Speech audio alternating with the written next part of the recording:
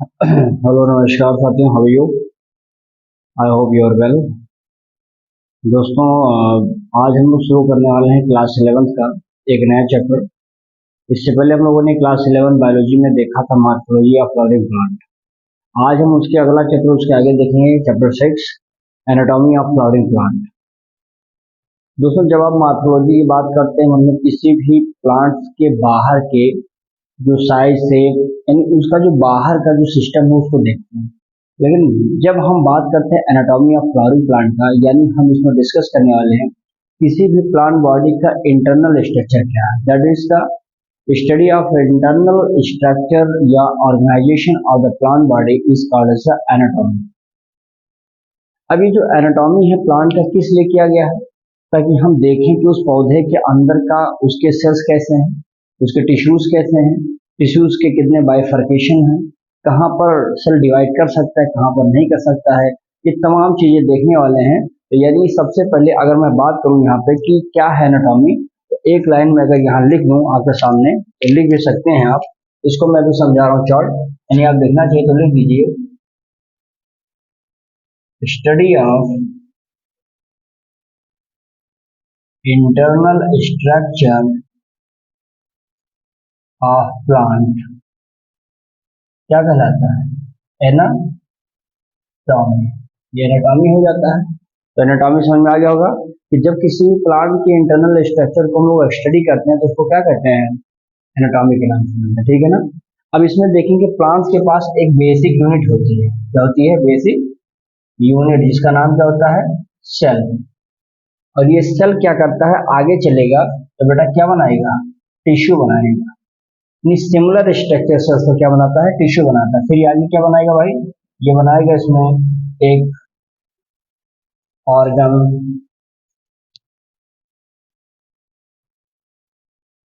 फिर आगे देखेंगे इसमें किस तरह से ये ऑर्गन जो है एक ऑर्गन सिस्टम बनाता है, और फिर आगे क्या बनाएगा? ये एक ऑर्गेनिज्म बनाता है। यानी हमने ये देखा कि जो सेल होता है, cell is a basic fundamental unit of the life, चाहे प्लांट हो चाहे एनिमल्स। तो सेल से ही बना है पूरा का पूरा लिविंग। सेल जब आपस में सिमिलरिटी सेल मिलते हैं तो टिश्यू बनाते हैं। इस टिश्यू की अगर कोई पूछे किसने सबसे पहले दिया था, तो आप बता दीजिए यहाँ पर, यहीं पर ले लीजिए, एनग्रीव 1682। सबसे पहली मरतबा इन्होंने टिश्यू के बारे में बताया। तो सेल देखा, सेल से क्या बना? टिश्यू बना, टिश्यू से क्या बना? ऑर्गन बना, फिर क्या बना? ऑर्गन सिस्टम बना, और फिर एक ऑर्गेनिज्म बना। समझ में आ गई थी बात? अब इसमें अगर थोड़ा सा हम और अगर बात करें बेटा, इसमें बता देंगे कि चाहे अगर आप देखेंगे, अगर हम यहाँ पर ये देखें कि जो पौधे होते हैं, जो प्लांट्स होते हैं, ये एनाटॉमिकली कैसे होते हैं? डिफरेंट होते हैं। तो चाहे किसमें, यानी उनमें एडवर्स टू, या कह देंगे adaptation to diverse, adaptation to diverse. यानी इसमें ये कहने वाला हूं मैं कि जितने भी प्लांट्स हैं सबके सब एनाटॉमिकली अगर इंटरनल स्ट्रक्चर देखा जाए तो सब क्या है? डिफरेंट होते हैं। किस आधार पर? इनका जो अडाप्टेशन है उस डाइवर्स के आधार पर इसको अलग बताया है। अच्छा, अडाप्टेशन मतलब क्या होता है?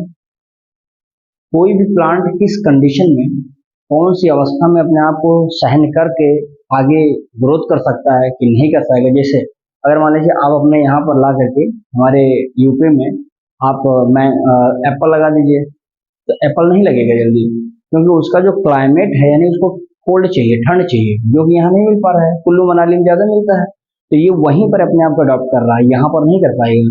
तो ऐसे ही देखा गया तो पता चला कि जब किसी प्लांट्स के इंटरनल स्ट्रक्चर्स करते हैं, उसकी एनाटॉमी देखते हैं, तो उसमें भी बहुत सारे अडॉप्टेशन डाइवर्स आते हैं कि कोई पौधा कहाँ पर सर्वाइव कर पाएगा और कहाँ पर नहीं कर पाएगा। वो चाहे पौधा डाइकॉट हो, चाहे पौधा क्या हो? मोनो हो, दोनों में आपको देखने को इस तरह से मिल सकता है। समझ में आ गई बात है? अब हम देखेंगे कि पूरा का पूरा जो प्लांट का टिश्यू है उसे कितने भाग में डिवाइड किया गया है। तो देखिए, प्लांट टिश्यूज को आपके सामने रखा है मैंने, देखेंगे बेटा। प्लांट टिश्यू जो होते हैं कितने भाग में है, पहले बटा है मेरिस्मेटिक में। मेरिस्मेटिक मीन्स हो गया कि जिसके अंदर डिवाइड करने की क्या होती है, कैपेसिटी होती है, यानी जो डिवाइड करके एक नए ऑर्गेनिज्म को या कह सकते हैं नए प्लांट्स को आगे ग्रोथ करवा सकते हैं, वो क्या कहलाते हैं, मेरिस्मेटिक है। जो ज्यादातर आप देखेंगे तो ये टिश्यू हमारा प्राइमरी में और सेकेंडरी में बटा, यानी 2 डिग्री में और ये 1 डिग्री में। जो प्राइमरी होता है ये लगभग लगभग एपिकल पर हो सकते हैं या इंटरकैलरी, दो होते हैं। एक सबसे टॉप पर होगा यानी एपिकल रीजन पर होगा, एपिकल दो हो सकते हैं, पौधे का सबसे टॉप एरिया यानी स्टेम का टॉप एरिया है और एक जड़ का सबसे टॉप एरिया है। यानी या तो ये शूट शूट का एपिकल होगा या तो फिर ये रूट का एपिकल होगा, यानी सबसे टर्मिनल पर जो लगा वही एपिकल है, तो ये हो जाएंगे एपिकल वाले। इंटरकैलरी आप देख पा रहे होंगे कि इंटरकैलरी कहाँ पर कौन सी पोजीशन सबसे ऊपर है, एपिकल है। ये बीच में आ गया इंटरकैलरी मेरिस्मेटिक है, और ये जो किनारे पर है इसको लेटरल मेरिस्मेटिक बोलते हैं। ठीक है ना, सब अलग अलग प्लांट्स के ग्रोथ करने में क्या होते हैं, जिम्मेदार है। कोई प्लांट की मोटाई में वृद्धि करता है, कोई लंबाई में करता है, कोई गर्थ में करता है, तो अलग अलग हमारे जो मेरिस्मेटिक टिश्यूज होते हैं वो क्या होते हैं, रिस्पॉन्सिबल होते हैं ग्रोथ इन द प्लांट। फिर देखेंगे जो सेकेंडरी होता है इसको, इसमें होता है कि बेटा इसमें कार्क आता है, वेस्कुलर बंडल आते हैं, वेस्कुलर कैम्बियम आते हैं। अब होता है कि वास्तव में अगर देखा जाए तो ये प्राइमरी और सेकेंडरी ना कहते हुए हम लोग इसको एपिकल, इंटरकैलरी और लेटरल के नाम से जानते हैं, लेकिन यहाँ पर इसको और मैंने डिटेल में समझाया है कि जो प्राइमरी यानी फर्स्ट डिग्री में आते हैं, प्राइमरी और सेकेंडरी आते हैं। प्राइमरी में आते हैं कौन कौन, एपिकल और इंटरकैलरी आते हैं, और सेकेंडरी में कौन से आते हैं, कॉर्क और वेस्कुलर, अर्थात हम कह सकते हैं कि लेटरल मेरिस्मेटिक टिश्यूज इसमें आते हैं। और इसमें होता क्या है, कैम्बियम भी दो प्रकार के हैं वेस्कुलर, एक होता है इंफ्राफेसिकुलर है, एक है इंटरफेसिकुलर, यानी दो वेस्कुलर बंडल के बीच में इंफ्रा हो गया, एक वेस्कुलर बंडल के बीच में तो इंटर फेसिकुलर हो गया। ये समझ आ गई इतनी बातें। फिर आप देखेंगे ये हो गया मेरिस्मेटिक वाला भाग जो डिवाइड करने की क्षमता रखता है। सेकेंड इसका भाग है permanent tissue, PT. Permanent tissue that means ये एक प्रकार से देखा जाए तो इसी से मॉडिफाइड होता है, इसी से बनता है मेरिस्मेटिक से, but it lose their divide capacity. Capacity divide करने की इसके पास अब नहीं रह गई है, बहुत कम था, अब उसके पास लॉस हो चुका है। दो भाग में बटा है, एक सिंपल में एक कॉम्प्लेक्स में। सिंपल मीन्स हो गया जिसमें आते हैं बेटा क्या है, यानी सभी के सभी सेल्स हमारे सेम होते हैं, सेम साइज सेल से बने होते हैं, सिंपल। कॉम्प्लेक्स में क्या है, कुछ सेल किसी आकार के होंगे, कुछ और होंगे, यानी different kind of the cell जब मिलकर के टिश्यूज बनाते हैं तो कॉम्प्लेक्स हो जाता है। सिंपल में तीन होते हैं, पीसीएस, पीसीएस एग्जाम देते हैं, पेरन कायमा, कोलन कायमा, स्क्लेरल कायमा। ठीक है, स्क्लेरल कायमा चूंकि डेड होता है, लिग्निफाइड होता है, जो कि दो भाग में है, एक स्क्लेरेट्स होता है, एक फाइबर होता है, एक इसके भाग होते हैं, स्क्लेरल कायमा भी होते हैं। यहाँ पर जब आप बात करते हैं कॉम्प्लेक्स की, तो भाई कॉम्प्लेक्स में होता है वेस्कुलर बंडल, अर्थात इसमें जाइलम और फ्लोएम आते हैं। जाइलम क्या करता है, वाटर कंडक्ट करता है, फ्लोएम क्या करता है, मिनरल्स और फूड को कंडक्ट करने का काम करता है। जाइलम भी चार होते हैं, वेसल्स, ट्रैकिड, जाइलम पेरेन्काइमा और जाइलम फाइबर। सबके सब नॉन लिविंग होते हैं, सिर्फ एक को छोड़ दीजिए, ये जाइलम पेरेन्काइमा लिविंग है, बाकी वेसल्स, ट्रैकिड और जाइलम फाइबर सब क्या होते हैं, डेड होते हैं। ऐसे फ्लोएम में देखेंगे तो फ्लोएम में आता है कॉम्पेनियन सेल आता है, फिर आता है सीप ट्यूब आता है, फिर इसमें आप देखेंगे तो पेरेन्काइमा आता है, फिर देखेंगे इसमें तो कौन सा आ जाएगा हमारा, हाँ ये हमारा जो है जाइलम फाइबर, हाँ फ्लोएम फाइबर आ जाएगा। तो फ्लोएम फाइबर इसमें डेड होता है, बाकी सबके सब क्या होते हैं, लिविंग होते हैं। बहुत डिफरेंट इसमें लिविंग और डेड वाले में आता है। फ्लोएम के अंदर जो फ्लोएम फाइबर वाला भाग है ये फाइबर वाला है, मात्र ये डेड है, बाकी सब लिविंग है। इसमें देखेंगे तो जाइलम पेरेन्काइमा मात्र एक लिविंग है, बाकी सब क्या हो जाएंगे, डेड हो जाएंगे। तो इसमें सिर्फ एक डेड है फ्लोएम फाइबर, बाकी सब लिविंग है। इसमें सिर्फ एक लिविंग है जाइलम पेरेन्काइमा, बाकी सब डेड है। क्लियर है, तो इतनी बातें मेरे हिसाब से आपको समझ में आई होंगी। आप इसका स्क्रीनशॉट ले लीजिए, फिर हम एक एक की बात करने वाले हैं।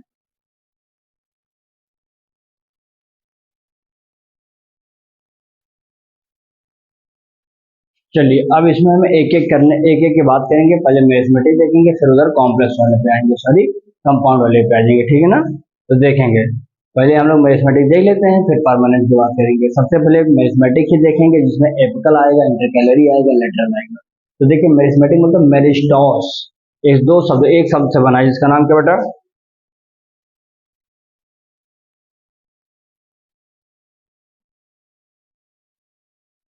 मेरिस्टॉस। अब यही बताता है टू डिवाइड, क्या कहता है ये, टू डिवाइड, यानी जिसके अंदर डिवाइड करने की क्षमता होती है उसको क्या बोलते हैं, मेरिस्मेटिक बोलते हैं, जो कि मेरिस्टॉस ग्रीक वर्ड से मिलकर ही बना होता है, ठीक है ना। इसको सबसे पहले किसने दिया था, तो लिख लेंगे यहाँ पर, फर्स्ट गिवन बाय नेजली, क्या होता है इनका नाम, नेजली। इतनी बातें आपको समझ आएगी। नेजली ने सबसे पहले बताया कि एक टिश्यू होता है प्लांट में होता है जिसका नाम है मेरिस्मेटिक, जो कि बना होता है किससे, मैरिस्टॉस वर्ड से, जो कि ग्रीक वर्ड में कहा जाता है टू डिवाइड। ऐसा शब्द किसने कहा, नेजली साहब ने। क्लियर यहाँ तक बातें। फिर आगे देखेंगे इसमें ये कहाँ पर होते हैं, बता देंगे आकर कहाँ पर होते हैं, इन ऑल ग्रोइंग पेजेस, जहां जहां ग्रो करने की संभावनाएं ज्यादा है ये वहीं पर क्या होते हैं, लगभग लगभग ये पाए जाते हैं। और जो सेल डिवाइड करेगा इसमें डेंस साइटोप्लाज्म होगा, बीच में एक कैविटी होगी जिसको ल्यूमेन कहते हैं, तो लिख लीजिए चाहिए तो यहाँ पर। इसीलिए हम बता सकते हैं बेटा ये क्या करता है, टोटी पोटेंसी शो करता है, अर्थात हम देख देंगे सेल्फ डिवाइड, अपने आप डिवाइड करने की क्षमता टोटिपोटेंसी सेल में होती है। सेल्फ परपिच्यूटिंग होते हैं, यानी अपने आप को स्वयं एग्जिस्ट करते हैं। लिख लीजिए यहाँ पर कैसे होते हैं, ये लिख देंगे सेल्फ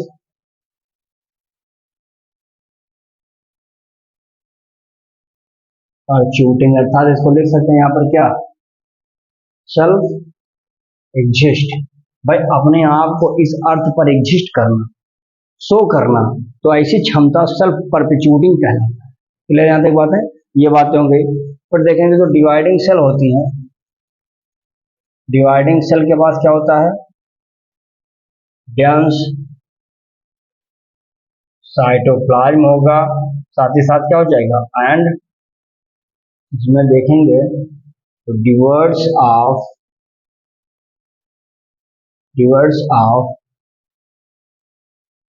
लाकुनी, यानी छोटा सा लाकुनी पाया जाएगा, ठीक है ना। साथ ही साथ देखेंगे ये थिन वाल्ड होती हैं, क्या होती हैं ये, थिन वाल्ड होती हैं, किससे बनी होती है बता देंगे, सेलुलोजिक सेलुलोजिक सेल्स होती है, यानी इनकी, और इसमें इंटर जो सेलुलर स्पेस होता है क्या होता है, एब्सेंट माने जाते हैं, ठीक है ना। इतनी बातें बता देंगी। अगर इतनी बातें आप बताते हैं तो मेरिस्मेटिक टिश्यूज के बारे में थोड़ी बहुत आप जानकारी रख सकते हैं, अगर ये सारी बातें बता देते हैं, ठीक है ना। इसमें चाहिए तो एक पॉइंट और बताना चाहिए तो लिख लेंगे, जो प्लांट्स होता है बेटा, जो प्लांट्स होते हैं, plants have different kind of meristematic meristematic tissues on the basis of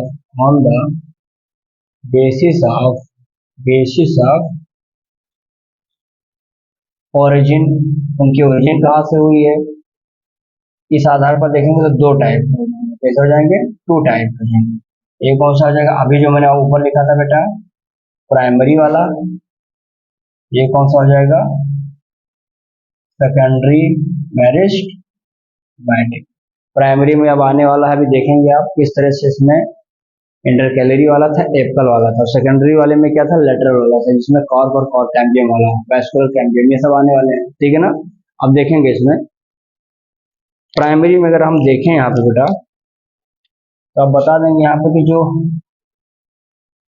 primary वाला भाग है इसमें दो होते हैं, एक हो जाएगा बेटा इसमें एपिकल, और दूसरा वाला इसमें बता देंगे इंटर इंटर कैलोरी, इसलिए देता हूँ मैं इंटर कैलोरी मेरिस्टम्स, ये दो हमारे होते हैं, ठीक है ना। अच्छा इसको सेकेंडरी क्यों कहा जाता है बेटा, ये भी बता दीजिए, क्योंकि ये सबसे पहले अपीयर होते हैं, है ना। देख लीजिए, it appear early in life, early in life, ठीक है ना। और ये बनाते क्या है, and to form primary plants body, साथ लिख सकते हैं कौन सा, इसमें जो प्राइमरी ग्रोथ होता है, जो प्राइमरी ग्रोथ करवाते हैं। भाई जो पहले बनेगा जाहिर सी बात है कि प्राइमरी ग्रोथ करवाएगा, और पहले बनने की वजह से इसका नाम क्या हो जाता है, प्राइमरी मेरिस्टम, जिसमें क्या क्या आते हैं, एपिकल आते हैं और एक इंटरकैलरी आता है। एपिकल अभी मैंने आपको बता दिया, सूट है, सूट यानी ये स्टेम है, स्टेम के टॉप पर होगा, ये जड़ है, जड़ के टॉप पर होगा, क्योंकि ये सब ग्रोइंग फेज है। तो जहां ग्रोइंग फेज की संभावनाएं ज्यादा है वहां पर एपिकल मेरिस्टम के पाए जाने की संभावनाएं ज्यादा आपको मिलेंगी, यानी प्राइमरी वाली ज्यादा मिलेंगी, ठीक है।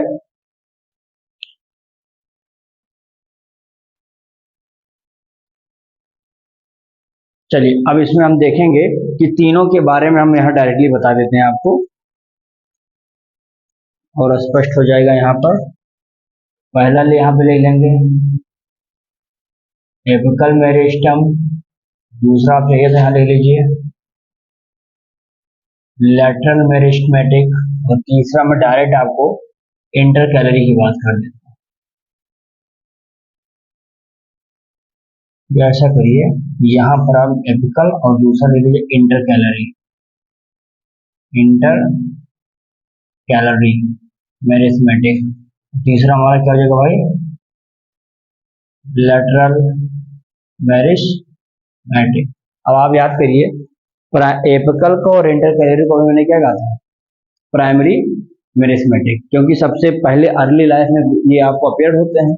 प्राइमरी पार्ट को ये क्या करते हैं, देखिए प्राइमरी ग्रोथ करवाते हैं, तो इसलिए इसको प्राइमरी कहा जाता है।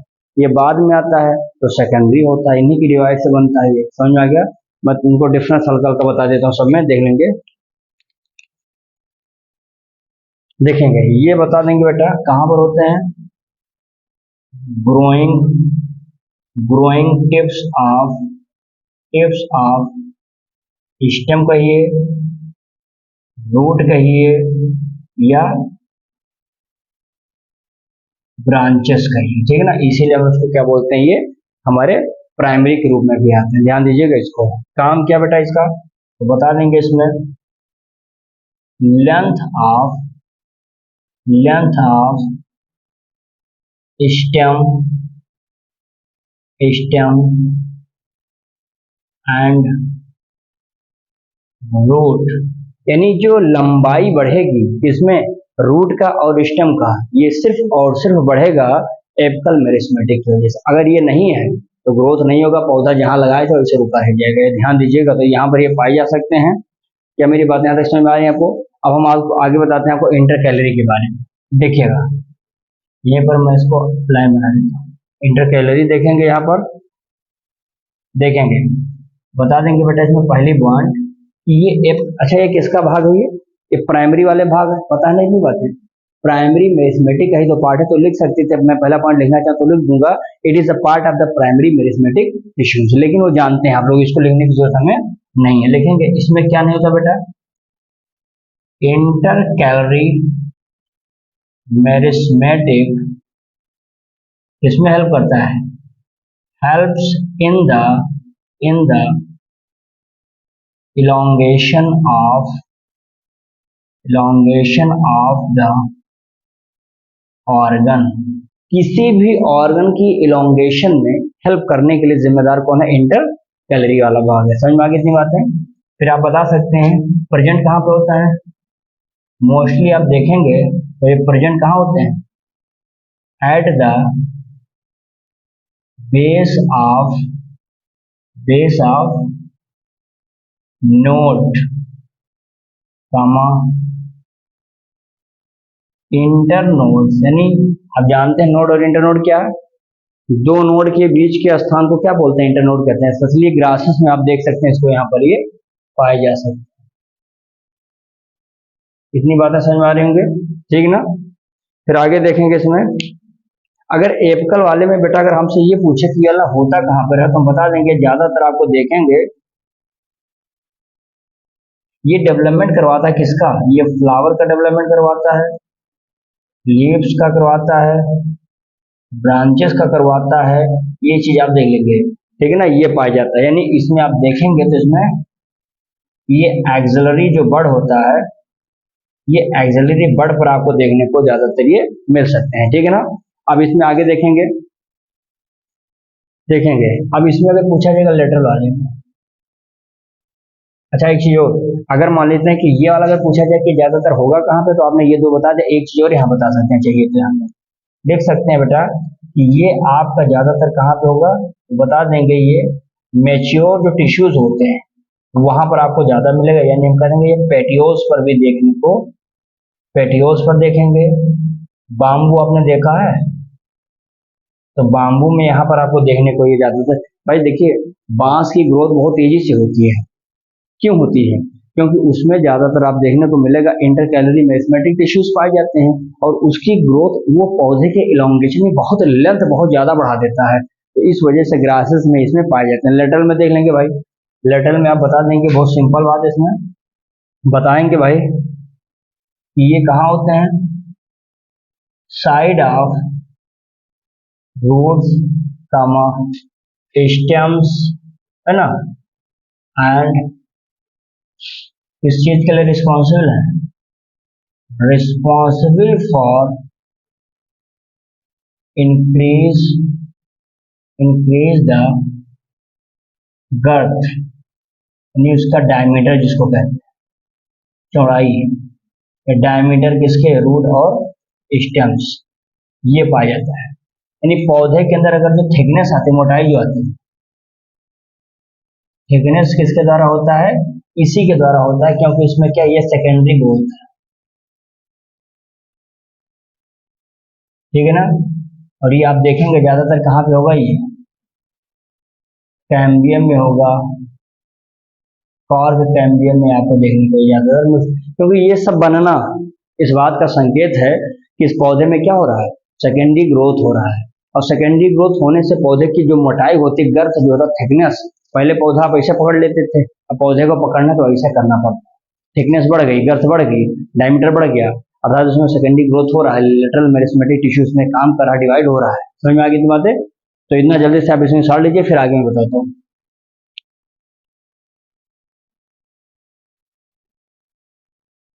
चलिए भाई, अब हम लोगों ने मेरिस्मेटिक देख लिया है, अब दूसरा देखेंगे इसमें परमानेंट टिश्यू। आप देख रहे थे कि मेरिस्मेटिक टिश्यू के बाद डिवाइड करने की कैपेसिटी थी, लेकिन परमानेंट टिश्यू के पास क्या होता है, डिवाइड करने की क्षमता नहीं होती है। स्पेशली देखा जाए तो यह कहीं ना कहीं मेरिस्मेटिक टिश्यू से ही ड्राइव किया जाता है, जो क्या होता है, loss the ability to divide, अपने डिवाइड करने की क्षमता को लॉस कर चुका होता है। इसको हम मेच्योर या फिर परमानेंट टिश्यूज भी कहते हैं। डू नॉट डिवाइड, जनरली आगे डिवाइड नहीं करते हैं ये। देखेंगे ये दो प्रकार के होते थे, सिंपल टिश्यू, यानी लिख सकते हैं कि all the cell structurally and functionally same, अर्थात कि that is only one type of cell, यानी इसमें एक टाइप के ही सेल पाए जाते हैं, और जनरली ये स्ट्रक्चरली एंड फंक्शनली क्या होते हैं, सेफ होते हैं। डिवाइड किस में होते हैं, तो पी पेरेन्काइमा, कोलेनकाइमा, स्क्लेरेन्काइमा। समझ में आ गया, अभी मैंने आपको चार्ट बनाया था, तो ये हो गया। अब इसमें जो मेन है आपका, समझाता हूँ इसमें जल्दी जल्दी मैं, पेरेन्काइमा। देखिए पेरेन्काइमा टिश्यूज में आप देखेंगे बहुत इजी है, पूरे पौधे का एक प्रकार से लिख देंगे कि मेजर कंपोनेंट है।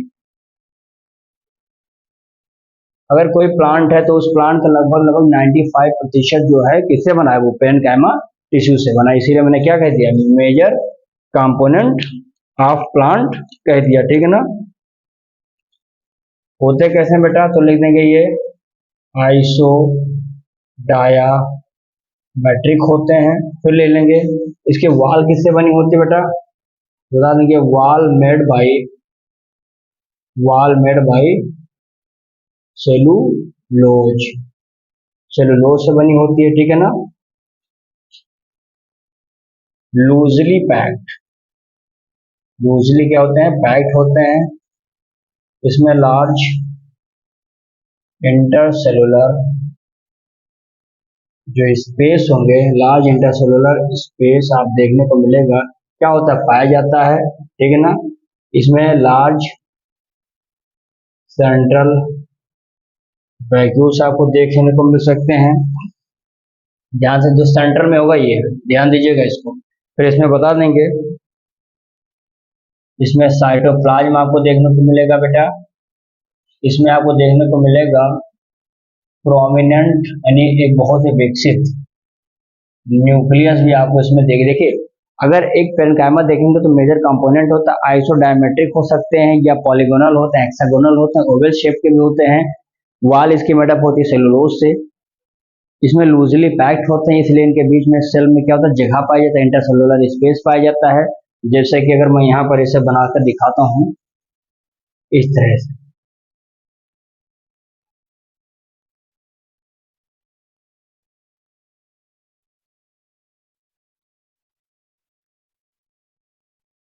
इनमें आपको देखने को मिलेगा कि जो जगह होता है, ये बहुत सारे इसमें जगह आपको देखने को मिल जाते हैं। तो ये सब जो बहुत ही लूजली पैक्ड है ना, वही चीज इसमें मैंने लिख दिया है पॉइंट में, क्लियर है।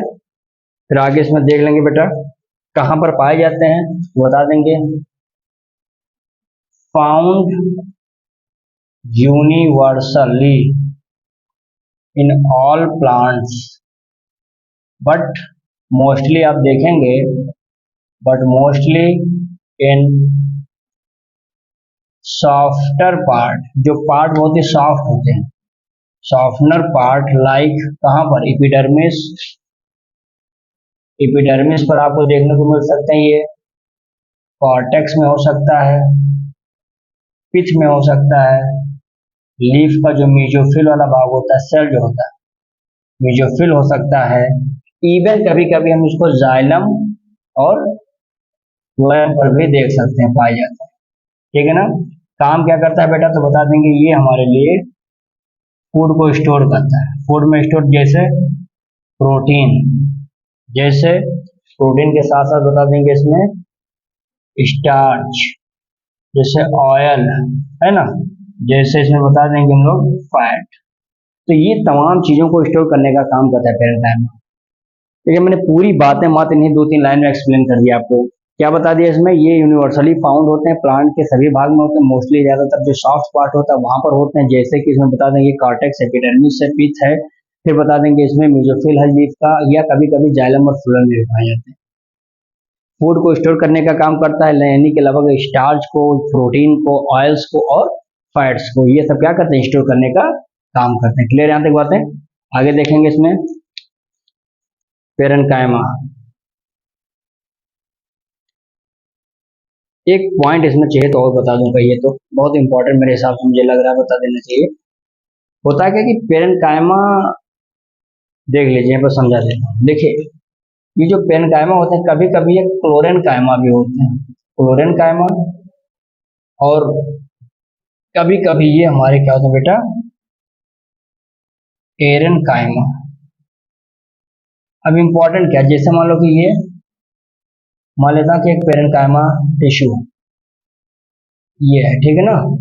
अब होता क्या है कि इसमें आप कभी कभी देखेंगे तो आपको बेटा यहाँ पर क्लोरोप्लास्ट मिलेंगे। क्या मिलेंगे यहाँ पर, ऐसे यहाँ,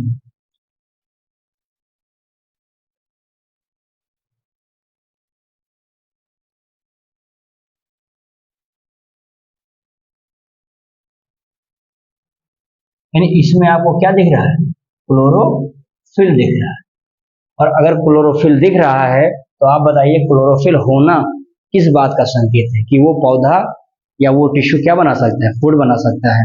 तो यानी हम बता सकते हैं कि those parenchyma tissues which have the a numerous number of chlorophyll are present which help in the synthesis of the own food, अपना भोजन भी बना सकता है। that type of tissues of parenchyma is called as the chlorenchyma या क्लोरेन्काइमेटस parenchyma tissue को। समझ में आ गई इतनी बातें। अब आगे सर एरेन्काइमा क्या है, देखिए बहुत समझा देता हूँ पर, बहुत आसान। देखिए मान लेते हैं कि ये हमारा एक पेरेन्काइमा टिश्यू, समझ में आ गया। होता क्या है कि इसमें आपको एक ईयर का एक चैम्बर मिलेगा, इसमें ऐसे, ये होगा कहाँ पर, कुछ ऐसे पौधे होते हैं जो एक्वाटिक होते हैं, जलीय पौधे जो होते हैं। तो जलीय पौधों में बेटा आपको देखने को मिलेगा, यहाँ बता देंगे कि जो लगभग लगभग जो एक्वाटिक प्लांट है, जो एक्वाटिक प्लांट्स होते हैं उसमें क्या होता है, इसमें एयर स्पेस होता है, एयर स्पेस होता है, और इसीलिए इसको एरेनकाइमा कहते हैं। ये काम करता है, इसमें होता क्या है, इसमें एयर फिल्ड होता है, हवा भरा रहता है। एयर फिल्ड होता है कहाँ पर, इंटरसेलुलर स्पेस जो बीच में होता है उसमें पाया जाता है, जो क्या करता है, give the buoyancy plants to help swim in water. अब आप बताइए, आपने पढ़ा होगा आर्किमिडीज का सिद्धांत। आप एक टायर ले लीजिए, ट्यूब ले लीजिए, उसी में हवा भर लीजिए, उसी पर बैठ जाइए, उसी पर लेट करके पानी में तैर सकते हैं क्योंकि उसके अंदर हवा भरा है। ऐसे ये सेल्स होते हैं।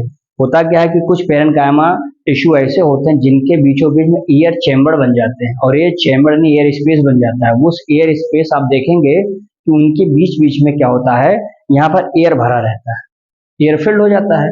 अब जब एयर फिल्ड हो गया तो उस टिश्यू को पानी में वो तैरने में मदद करेगा, बियॉन्स यानी हल्का कर देगा, और वो सेल हल्का हो जाएगा और पानी में आराम से दूर तक तैर कर चला जाएगा। तो देखिए नेचर ने कितना जबरदस्त चीजें बना रखा है। उसी पेरेन्काइमा में कहीं क्लोरोफिल दे करके उसको खाना बनवा देता है, कहीं पर एयर चेम्बर छोड़ देता है ताकि वो हल्का हो जाए, पानी में आराम से स्विम कर सके, तैर सके। नेचर का कमाल है, नहीं है? चलिए इसका स्क्रीनशॉट लीजिए, फिर आगे वाला टिश्यू बताता हूँ।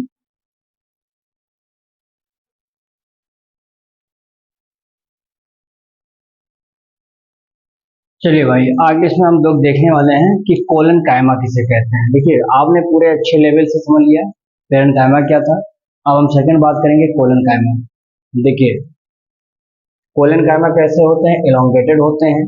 सेलुलोज और पैक्टिन की डिपोजिशन होती है एट द कॉर्नर। जैसे ये मान लेते हैं कि ये टिश्यू है, तो ये जो कॉर्नर है, ये इस कॉर्नर पर आप देखेंगे तो कॉर्नर पर किसका डिपोजिशन हो जाता है, सेलुलोज का और पैक्टिन का। जब डिपोजिशन तगड़ा हो जाता है तब इनके बीच में इंटरसेलुलर स्पेस क्या हो जाता है, कम हो जाता है। यानी हमने लिख दिया इंटरसेलुलर स्पेस क्या हो जाता है, लगभग एब्सेंट हो जाता है। क्यों? क्योंकि deposition of the cellulose and pectin और at the corner of the collenchyma tissues. पर देखेंगे बेटा इंटरसेलुलर स्पेस मैंने लिखा लिटिल है, बहुत कम होता है, होता ही नहीं है। अपीयर ये लगभग लगभग सर्कुलर होते हैं, ओवल होते हैं, पॉलीगोनल होते हैं। तब जब टीएस इनका सेक्शन काटा जाता है तब देखने को मिलता है, और लार्ज सेंट्रल वैक्यूल्स देखने को मिलते हैं। इसमें बीच में एक सेंट्रल वैक्यूल होगा, और किनारे किनारे आप देखेंगे ऐसे ऐसे, तो यहाँ पर क्या होता है, पेरिफेरी रीजन पर आपको यहाँ पर साइटोप्लाज्म और यहाँ पर एक न्यूक्लियस भी देखने को मिलेगा। ये लगभग लगभग कहाँ पाए जाते हैं, तो found in the below epidermis, epidermis के नीचे पाए जाते हैं, ठीक है ना। इपिडर्मिस की जो लेयर होती है उसके नीचे होते हैं डाइकॉट के केसेस में, below the epidermis in petiole. और कभी कभी आप देखेंगे जो पेटियोल्स होता है, उस पेटियोल्स मतलब जैसे ये पत्ती है, ये वाला भाग पेटियोल हो जाता है, तो इसके नीचे भी आपको देखने को मिल सकते हैं पेटियोल्स के below. Leaf stems of dicot, dicot की जो स्टेम्स होती है वहां पर आप देखेंगे लगभग लगभग क्लाइंबिंग जो स्टेम है, जो लसने वाले जो तने होते हैं, स्टेम्स होते हैं, जैसे कुकुरबिटा के केसेस में, तो वहां पर आपको देख सकें इपिडर्मिस के बिलो कैसे ये पाए जाते हैं। ये होमोजेनस पैचेस के रूप में होते हैं, नहीं एक पैचेस बना रहता है इन लोगों का, ऐसा है इस तरह से ऐसे एक पैकेज बना रहेगा, इसे एक पैचेस के फॉर्म में से आपस में जुड़े रहते हैं इस तरह से। यानी हमने ये बताया कि यह एक पैचेस के रूप में आपको दिखाई पड़ सकते हैं, ये चीज हो गया। प्रोवाइडेड द मैकेनिकल सपोर्ट, क्या काम करते हैं, मैकेनिकल सपोर्ट देते हैं किसको, to the growing part like the young stem, जो अभी यंग स्टेम है, यानी नया नया जो तना लगा हुआ है, जो स्टेम अभी लग रहा है नया नया है, उसको मजबूती देते हैं। जो पेटियोल होता है लीफ, यानी ये जो पेटियोल है ये वाला भाग, इसको मजबूती देता है, नहीं तो पता चला आंधी चला तो टूट के अलग हो गया। जिस आंधी में भी पत्ती को लहराना चाहिए था, ऐसे टूटना नहीं चाहिए था, उस आंधी में वो टूट जाता है। लेकिन क्या होता है, उसके पास मौजूद है कौन सा टिश्यू, कोलन कायमा। तो ये कहता है तो रुक आंधी, मैं तुझको बताता हूँ, मेरे पास अभी मैकेनिकल सपोर्ट मुझे देने वाला आ रहा है। तो इसी पेट्रोल पर ला करके मैकेनिकल ताकत दे देता है, वो पौधा हवा को, झोंके को रोक लेता है, सह लेता है, और पौधे के पास क्या रहता है, चिपक के खड़ा रह जाता है, तो मजबूती देता है। डाइकॉट हर्ब में जो हर्ब पदार्थ प्लांट्स होते हैं, ये प्रोवाइड द टेंसिल यानी एक टेंसिल मजबूती, स्ट्रेंथ, रिजिडिटी टू प्लांट, यानी पौधे में जो इलास्टिसिटी होता है। आपने देखा होगा कभी आपने गांव में पेड़ पे खेल खेला होगा, जो डंडी फेंकते हैं, तो आप देखेंगे पेड़ को पकड़ लचकते हैं, झूलते हैं, पौधा टूटता नहीं है जल्दी। देखा आपने कभी ऑब्जर्व किया है पेड़ को लचक कर झूलना उसको होता है, तो वो नहीं टूटता है क्योंकि उसके पास कौन सी टिश्यू है, कोलेनकाइमा है, जो उस पौधे को क्या दे रही है, मजबूती दे रही है, ताकत दे रही है, लचीलापन दे रही है। समझ में आ गया होगा मेरे हिसाब से आप बात इतनी। चलिए आगे देखेंगे इसमें हम लोग। अब इसमें स्कलन का हाँ स्कलन कायमा आ गया, जो कि मात्र एक स्कलन कायमा जो डेड होगा, लिग्निफाइड होता है। चलिए इसका ले लीजिए स्क्रीनशॉट, फिर उसको बता देता हूँ।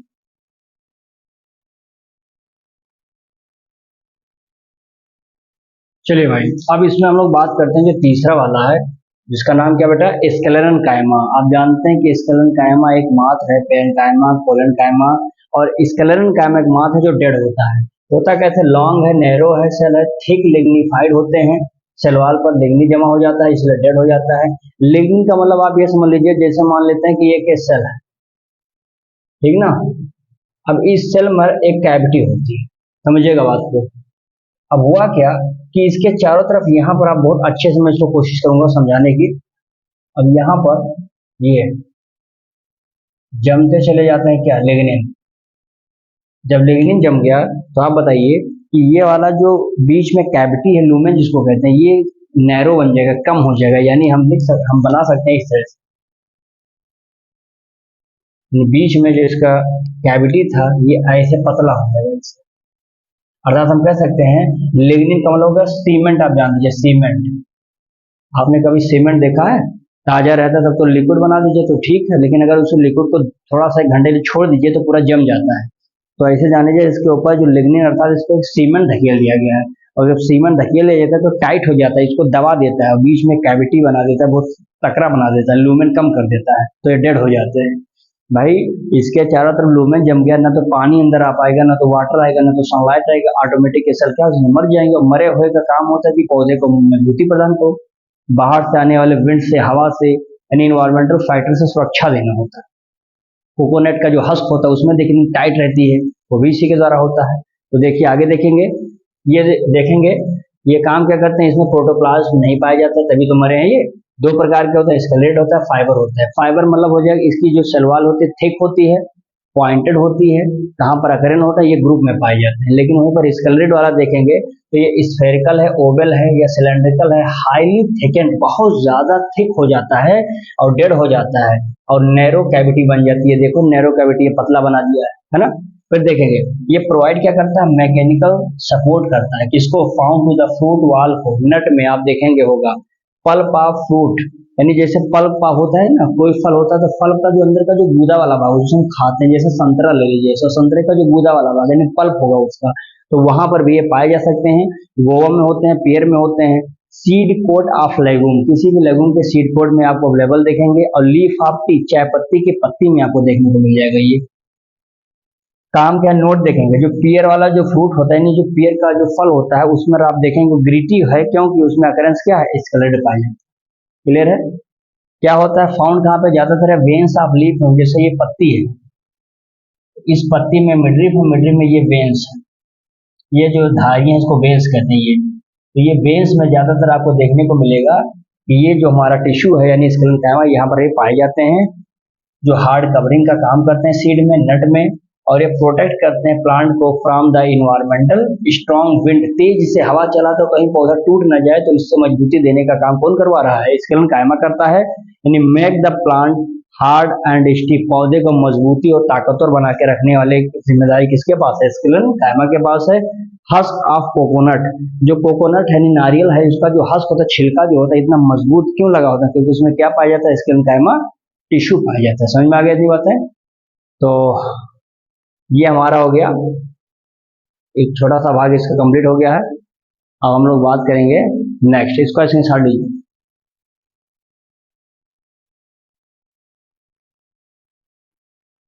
चलिए भाई, अब इसमें हम लोग आ चुके हैं कॉम्प्लेक्स टिश्यू के बारे में। कॉम्प्लेक्स टिश्यू आप जानते हैं जब more than one type of cell से बनता है तो उसको कॉम्प्लेक्स टिश्यू कहते हैं। स्पेशली ये चार प्रकार के होते हैं, यानी स्पेशली दो प्रकार के हैं, जाइलम और फ्लोएम। जाइलम का काम है कि वाटर और मिनरल्स को कंडक्ट करता है, मैकेनिकल सपोर्ट देता है, मैकेनिकल स्ट्रेंथ प्रोवाइड करता है, जो चार प्रकार के टिश्यू से मिलकर बने होते हैं, जिसमें आप देखेंगे ट्रैकिड्स है, वेसल्स है, जाइलम फाइबर और जाइलम पेरेन्काइमा है। मात्र एक यह एक लिविंग है, बाकी सब क्या है, डेड है, डेड है।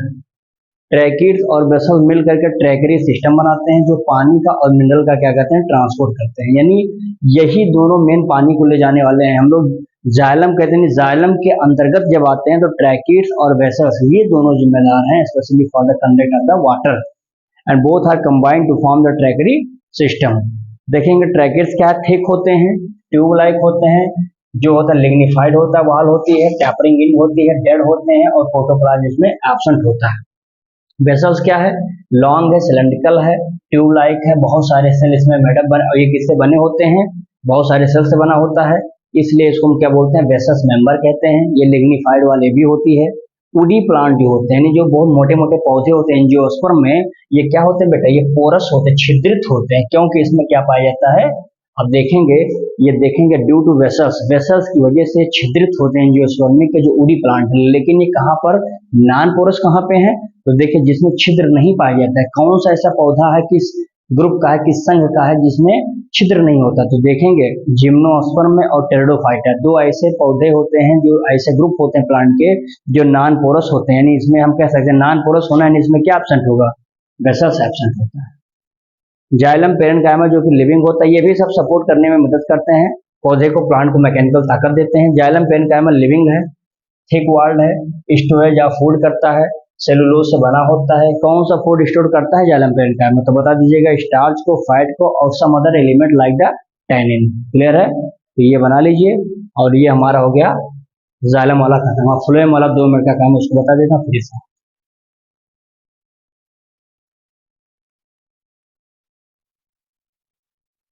ओके फ्रेंड्स, तो इसमें जो है लास्ट इसमें बचा, इसको देख लेते हैं हम लोग। इसमें है फ्लोएम, जाइलम वाला भाग हो गया, सारे पार्ट समझ में आ गए होंगे। फ्लोएम में आप जानते हैं कि फ्लोएम का काम क्या होता है बेटा, वाटर तो हो गया जाइलम, फ्लोएम को कौन कर रहा है, कंडक्ट, तो बताएंगे फ्लोएम का काम है फूड को, है ना। अब फूड है कहाँ पे, फोटोसिंथेसिस के दौरान जो पत्तियां होती हैं, जो स्टार्च के फॉर्म में जो एनर्जी होती है उसको अपने पास स्टोर कर लेती हैं, तो वहां से लेकर के अलग अलग डिफरेंट पार्ट तक जो फूड को पहुंचाने की जिम्मेदारी किसके पास है, फ्लोएम के पास है। क्योंकि फ्लोएम अकेला नहीं जाता, अपने 4 हाथ रखता हुआ, चारों हाथ का नाम क्या है, sieve tube, companion cell, phloem fibre और फ्लोएम पेरेन्काइमा। फ्लोएम फाइबर जो है मात्र एक ऐसा सेल है जो डेड है, बाकी ये क्या है, लिविंग, ये लिविंग, ये लिविंग।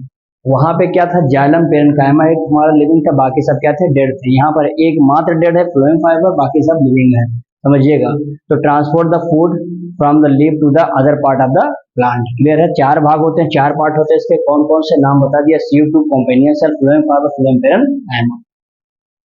देखेंगे जिम्नोस्पर्म और टेरिडोफाइटा, ये 2 ऐसे ग्रुप होते हैं प्लांट्स के, जिसमें आप देखेंगे जो एल्बुमिनस प्लस सीव सेल जो होते हैं ये पाए जाते हैं। और यहाँ पर आप देखेंगे तो इसमें क्या होता है, इसमें स्पेशली हम देखेंगे तो lack of the sieve cell और कॉम्पेनियन सेल इसमें नहीं होता है, इसमें हम बदलते हैं कि इसमें एल्बुमिनस सीव सेल्स में होता है, ठीक है ना, 2 हो गए। कॉम्पेनियन सेल दोस्तों होता क्या है, फाइनली ये हमारा मॉडिफाइड हो जाता है।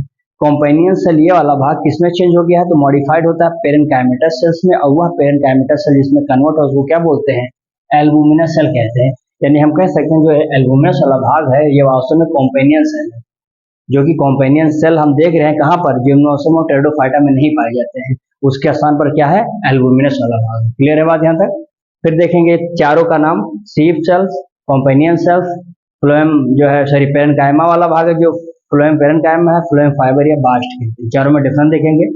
सीव में क्या है, परफोरेटेड है, बहुत सारे छेद होते हैं इसमें। सीव की प्लेट बने होते हैं, इससे छोटे छोटे प्लेट्स ऐसे लगे होते हैं इसमें, इसे है ना, छोटे छेद इसमें पाए जाते हैं इसे। फिर देखेंगे इसमें ऑब्लिकली इसमें सप्टा पाए जाते हैं, इसे ऑब्लिक तिरछा रहता है सप्टा। इसमें देखेंगे पेरिफेरी पर आप देखेंगे किनारे किनारे, तो साइटोप्लाज्म आपको क्या होगा, दिखाई पड़ेगा, और लार्ज वैक्यूल्स आपको दिखाई पड़ेगा, लेकिन न्यूक्लियस क्या होगा इसमें एब्सेंट होगा। सेलुलोज की बनी हुई सेल वॉल होगी, और ये लिविंग भी होते हैं और बाकी ये फोटोसिंथेसिस भी करने में सक्षम होते हैं। कॉम्पेनियन में क्या बेटा, ये एक स्पेशल टाइप के पेरेन्काइमेटस सेल्स होते हैं जो देखेंगे क्लोजली, बहुत क्लोज होते हैं, लाइक किसके, जैसे कि हमारा सीव ट्यूब सेल होता है, बिल्कुल ठीक उसी तरह से ये भी होते हैं। कनेक्ट होते हैं बाय द पिट, एक छोटा सा छिद्र जैसे ये है, पिट लगा रहता है, यहाँ से कनेक्ट रहते हैं। हेल्प किसमें करता है, मेंटेन करता है pressure gradient in the sieve tube. इस सीव ट्यूब में प्रेशर एग्जिस्ट करता है, ग्रेडियंट को मेंटेन करने की जिम्मेदारी किसके पास है, कॉम्पेनियन के पास है। यानी इस प्रकार से हम देख रहे हैं ये चारों जब मिलते हैं तभी फूड कहीं ना कहीं प्लांट के अलग अलग भागों तक क्या होता है, पहुंच पाता है। फिर देखेंगे फ्लोएम पेरेन्काइमा क्या है, तो इसमें देखेंगे made up by the elongated cell से, टैपरिंग एंड होता है, सिलेंड्रिकल होते हैं, और इसमें क्या होता है, इसमें देखेंगे तो डेंस साइटोप्लाज्म पाया जाता है, सेलुलोज पाया जाता है सेल वॉल में, यानी उसकी लेयर्स होती है, प्लाज्माडेस्माटा इसमें पाया जाता है। प्लाज्माडेस्माटा मतलब हो गया दो सेल्स के बीच में लिक्विड का ट्रांसफर करने के लिए जो नली बनी होती है उसी नली को बोलते हैं प्लाज्माडेस्माटा, क्योंकि प्लाज्मा का ट्रांसफर हो रहा है जिस माध्यम से हो रहा है जिसको डेस्माटा कहते हैं, तो प्लाज्माडेस्माटा पाया जाता है। Transfer of the liquid from the one cell to the another cell, ठीक है। इसमें स्टोर करता है फूड को, अदर सब्सटेंस को भी स्टोर करने का काम करता है ये फ्लोएम पेरेन्काइमा। कौन सा अदर, जैसे रेजिन, आप देखते हैं गम निकलता है पौधे में, लैटेक्स निकलता है, फिर देखेंगे लैटेक्स एब्सेंट होता है। बहुत सारे ऐसे मोनोकोटिलिडनस प्लांट होते हैं जहां पर आपको फ्लोएम पेरेन्काइमा देखने को नहीं मिलेगा। फिर हमारा फ्लोएम फाइबर है, कहाँ पर होते हैं, फाउंड होता है इन द सेकेंडरी फ्लोएम, जो प्राइमरी में तो नहीं कह सकते लेकिन सेकेंडरी फ्लोएम में ये पाए जाते हैं। लॉन्गेटेड सेल होती हैं, अनब्रांच्ड होती हैं, पॉइंटेड होती हैं, निडल लाइक होती हैं, क्वाइट थिक, हल्की फुल्की क्या होती है, मोटी भी होती हैं। ये जब मैच्योर हो जाती हैं, जब मैच्योरिटी की अवस्था में पहुंचती है तो अपने अंदर का जो प्रोटोप्लाज्म होता है इसको लॉस कर देती है, खत्म कर देती है, और जैसे खत्म होती हैं तो बिकम डेड, मर जाती हैं। And at maturity other three livings mechanical, आप देखेंगे बाकी जितने भी थे ये सब लिविंग थे इसको छोड़ करके, क्योंकि ये डेड है। फ्लोएम फाइबर बाकी सब लिविंग थे। ये काम क्या करता है, मैकेनिकल सपोर्ट करने का काम करता है। जैसे आप देखेंगे जूट है, हेम्प है ना, आप देखेंगे बड़े बड़े इसमें जूट रस्सी बनाने वाले जो उसमें फाइबर्स निकलते हैं ये सब यहीं से बनाए जाते हैं, क्योंकि ये मरे हैं। तो मरे हुए लोगों का काम क्या होता है, कुछ लोगों के फायदेमंद चीजों को बनाने में यूज कर लिया जाता है। तो ये सब क्या करते हैं, कुछ ऐसे प्रोडक्ट तैयार कर देते हैं जिससे ह्यूमन इसका क्या करता है, यूज करता है। हम लोग रस्सी बना लेते हैं भाई, हेम्प निकलता है या कह सकते हैं या जूट निकलता है, तो यहाँ से यूज हम लोग कर लेते हैं उसका, समझ आ गया। So friends, in this way we can say that this part is completed. So ये हमारा जो चैप्टर 6 था क्लास 11 के बायोलॉजी का, एनाटॉमी ऑफ फ्लावरिंग प्लांट, इसमें आई होप कि आप लोगों को अच्छे से समझ में आया होगा। एक एक बातें मैंने यहाँ पर एक्सप्लेन कर दिया है, और बहुत इंपॉर्टेंट टॉपिक है। जिस तरह से मॉर्फोलॉजी ऑफ फ्लावरिंग प्लांट आप देख रहे थे बहुत ही खतरनाक, बहुत इंपॉर्टेंट था, ठीक उसी तरह से ये भी हमारे लिए बहुत इंपॉर्टेंट है। आप लोग मन लगा के इसको पढ़ेंगे और बाकायदा सेल्फ नोट्स बनाएंगे, यहाँ से भी लेंगे, इसका भी प्रॉपर नोट तैयार करेंगे। वीडियो अच्छा लगा होगा दोस्तों तो लाइक कमेंट शेयर जरूर करेंगे, और जो चैनल को सब्सक्राइब नहीं किए आप लोग सब्सक्राइब भी करेंगे, ठीक है। तो चलिए आज इतना करते हैं, बाकी मिलते हैं एक नए लेक्चर के साथ। तब तक के लिए आप इसको बहुत अच्छे से पढ़िए। बहुत बहुत धन्यवाद।